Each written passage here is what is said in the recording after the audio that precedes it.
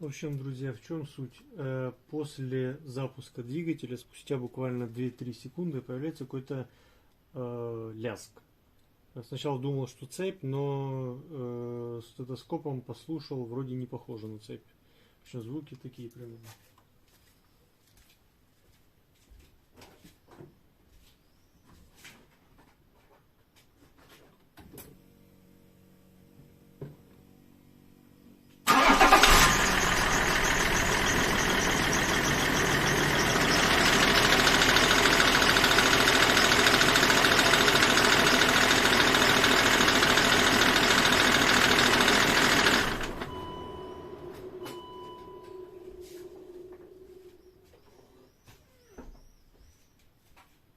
Как-то так.